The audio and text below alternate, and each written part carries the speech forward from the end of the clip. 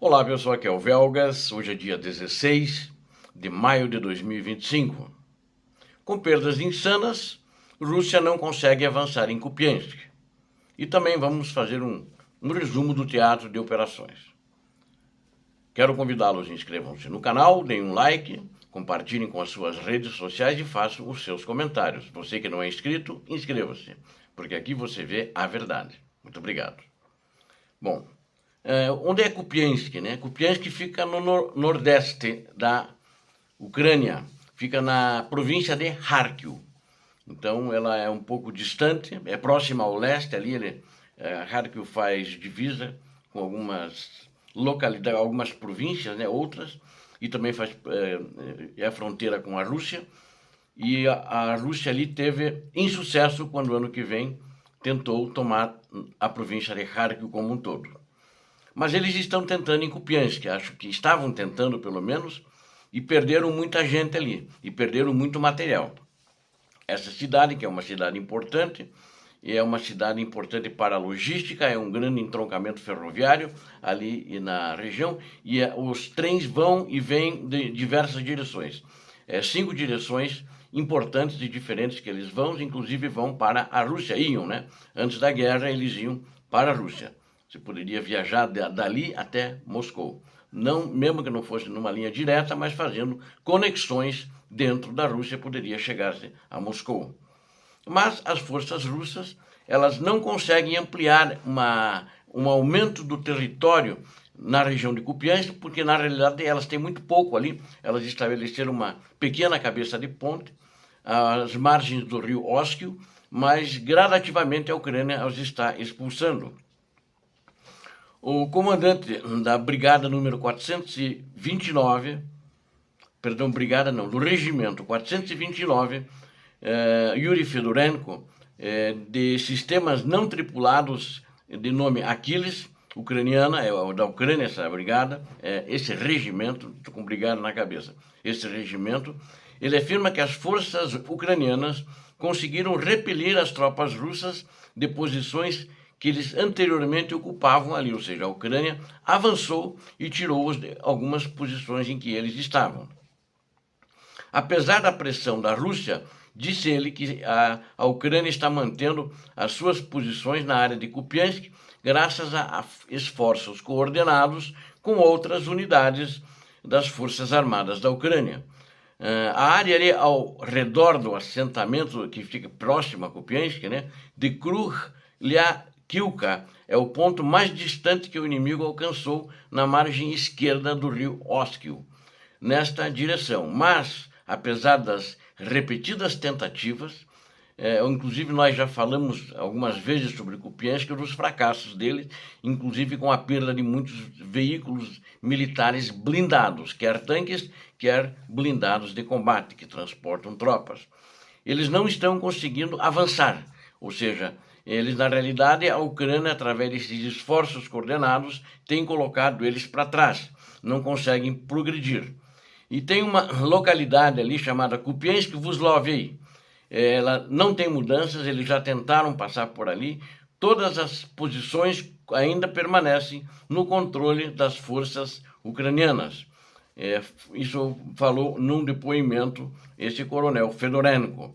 Ele também acrescentou que na área de Dvorichna, os russos estão claramente bloqueados e incapazes de expandir a sua cabeça de ponte. Os invasores não têm conseguido estabelecer travessias de pontões porque o rio Oskil está sob constante vigilância das forças de defesa da Ucrânia. Os equipamentos de engenharia eles são regularmente avistados à distância pelos drones de reconhecimento e seus equipamentos são, graças aos esforços das Forças Armadas da Ucrânia, principalmente de drones e artilharia, eles têm sido destruídos, eles não estão conseguindo. Algumas pontes, muitos pontões, a Ucrânia deixa de propósito eles colocarem, e assim que coloca, ela vai lá e destrói. Acho que até para uma afronta a eles, né? Isso porque ele coloca a ponte, e você vem 5 minutos ou 10 minutos depois e destrói, baixa muito a moral da tropa que está esperando para atravessar e sente-se muito vulneráveis, né? E também que que montou, que colocou aquele pontão ali. Então eles estão com muitos problemas. Então eles estão bloqueados em Kupiansk, incapazes de expandir essa pequena cabeça de ponte que eles têm. Os russos não conseguiram estabelecer travessias de pontões, porque justamente por causa dessa vigilância constante dos drones da Ucrânia. E graças aos esforços das tropas ucranianas, eles têm repelido os russos quase que diariamente, sempre que há ataque. Ali a Ucrânia, ela também tem contra-atacado, e tanto que ela ampliou um pouco a região onde ela prevalece. Mas o Estado-Maior das Forças Armadas da Ucrânia diz que as tropas russas estão concentrando esforços ofensivos não apenas na direção de Pokrovsk, que fica na região de Donetsk, mas também na direção de Kupiansk. Os russos também estão tentando realizar ataques no norte da região de Donetsk, mas direções de Liman e Siversk. O principal objetivo é invadir a área da cidade de Liman, um centro estratégico, logístico e um ponto de defesa fundamental para a defesa das Forças Armadas da Ucrânia.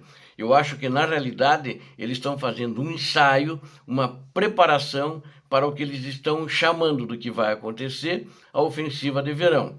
Que, na minha opinião, essa ofensiva de verão ela será no sul, principalmente na região de Kherson, e também na região do leste, ali na região de Donetsk, basicamente, que eles precisam e querem, na realidade, ampliar muito, e ali também na província de Kharkiv. Acredito que eles não vão conseguir tomar Kupiansk, nem agora e nem depois, mas eles vão tentar entrar via Kupiansk ali também nessa região. Como eu disse para vocês, o maior polo ferroviário ali na província de Kharkiv fica em Kupiansk, e é também um importante entroncamento ferroviário. Ao sul da cidade fica uma vila chamada Kupiansk-Vzhlovny, que eu citei há pouco. Ali as linhas ferroviárias elas vêm de 5 direções. A partir dali elas se espalham para dentro da Ucrânia, para dentro da cidade de Kharkiv, da província de Kharkiv, e no sentido contrário, antes da guerra também, elas se expandiam para a Rússia também. Como eu disse, poderiam viajar de trem da Ucrânia por aquela direção, através daqueles entroncamentos até a capital russa.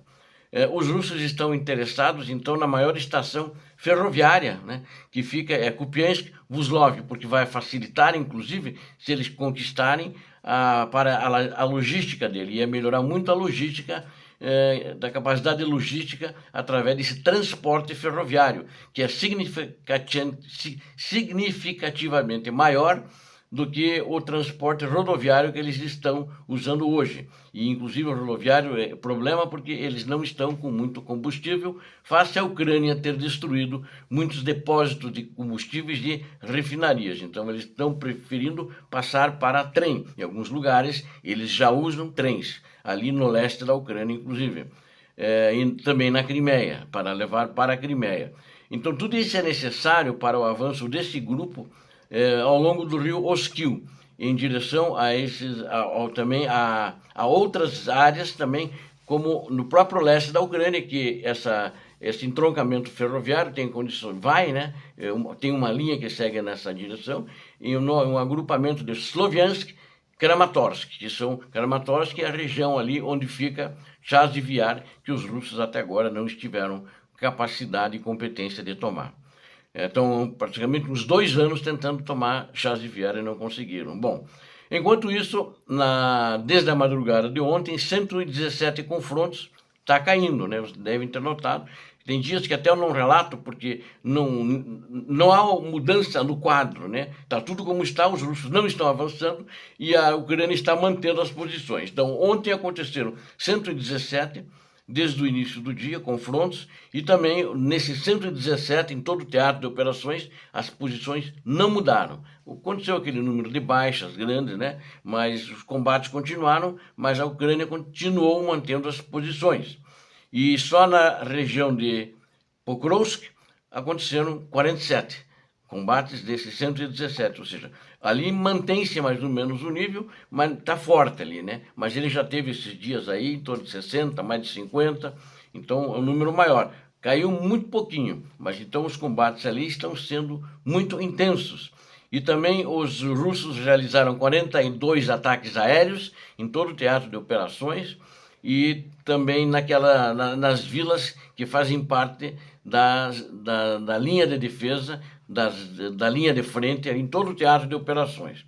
E também eles lançaram 65 bombas aéreas guiadas desses ataques aéreos que eles fizeram. Além disso, utilizaram 1.104 drones kamikazes, os modelos Shahed e do Irã, e realizaram aproximadamente 4.000 bombardeios de artilharia contra as posições ucranianas. Ou seja, continuou tudo como está, né? Não vou me referir muito às outras localidades, porque aí já é um número bem menor, diferente de Pokrovsk, de tentativas de romper as linhas ucranianas. Acho que não foram grandes tentativas, porque é um número pequeno de ataques comparativamente ao que era. Não que está tudo bem, não, as mortes continuam, mais de 1.000 mortes, mais de 1.200, 1.300 mortes por dia, ou seja, o bicho está pegando. Estou falando essas baixas, na realidade, referindo-me ao exército da Rússia. Obrigado a vocês que assistiram a esse vídeo, conto com vocês. Inscrevam-se no canal e deem um like. Compartilhe com suas redes sociais e faça os seus comentários. O que você acabou de ver é a verdade. Inscreva-se, eu conto com você. Deus abençoe a vocês, Deus abençoe a Ucrânia, Deus abençoe o Brasil. Paz e bem, paz para toda a humanidade. Muito obrigado.